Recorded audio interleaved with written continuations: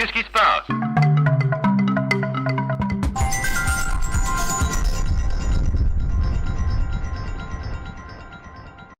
Amis du jour, bonjour. Et oui, c'est encore une réflexion sur comment protéger la planète que je vous invite aujourd'hui, avec moi, à réfléchir. Réfléchir. On va parler café. Alors café, il y a plein de méthodes de faire. La grande mode en ce moment, mais c'est pour ce type de produit. Bon, vous m'avez compris, je pense. Le problème de ce type de produit, c'est que non seulement pollution plastique,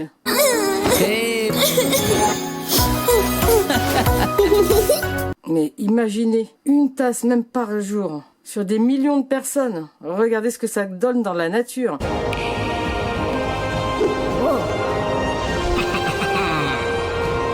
Mais c'est pas tout. On a quoi en dessous? Oh, de l'aluminium. Et au-dessus, oh, repeine, de l'aluminium. C'est percé par des petites piques qui sont à l'intérieur de cet appareil. Ce qui veut dire que vous ingurgitez des microparticules d'aluminium à chaque fois que vous buvez ce type de café. Et vous, ça vous pose pas de problème. Même si vous voulez pas protéger la planète, protéger votre santé, s'il vous plaît. Donc si vous connaissez quelqu'un qui a ce type d'appareil, ben, je sais pas, peut-être ouvrir la discussion à ça. Ça peut être pas mal pour se protéger, parce que ça, c'est pas bon pour nous, c'est pas bon pour la planète.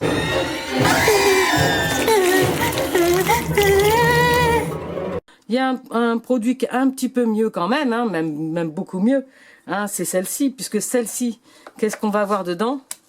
Des filtres café, viens avec toi, papier.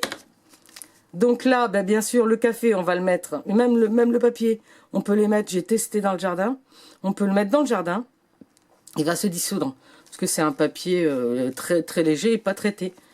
Donc, ça quand même, si vous voulez continuer dosette, je pense que ces types de produits, sans faire l'apologie des marques, on s'en fiche, hein, on n'est pas là pour ça, mais simplement la réflexion. Ça, c'est quand même meilleur pour moi et la planète. Parce que même si ça se retrouve dans la nature, ça va être désagrégé. Ce n'est que du café et du papier très fin, qui en plus, je vous dis, j'ai testé, j'ai pas retrouvé, hein, ça c'est dissous, donc c'est mieux.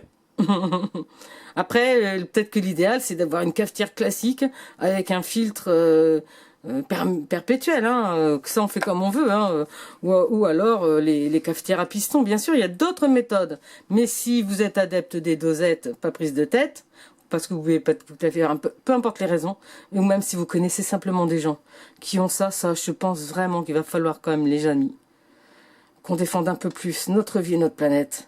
Et qu'on bannisse parce qu'on nous fait croire que ça c'est le top, c'est le meilleur, avec à grand fort de publicité. Excusez-moi, réfléchissez 2 secondes, hein. Double peine, triple peine. Pour tout le monde, c'est pas bon, ni bon pour moi, ni bon pour la planète. Allez, je vous dis à bientôt pour une nouvelle vidéo. Toujours tendance, on va dire cette année aussi, à la réflexion, qu'est-ce qui est bon pour moi, bon pour la planète. Bien sûr, je commence par des choses un peu négatives, faut qu'on réfléchisse, mais vous allez voir, hein, tout au cours de l'année, on aura plein de choses positives, c'est sûr, il y a plein de choses qui sont bonnes pour nous, bonnes pour la planète. À bientôt. Tu as aimé? Pense à liker et pense à protéger la planète et ses habitants en ramassant les déchets.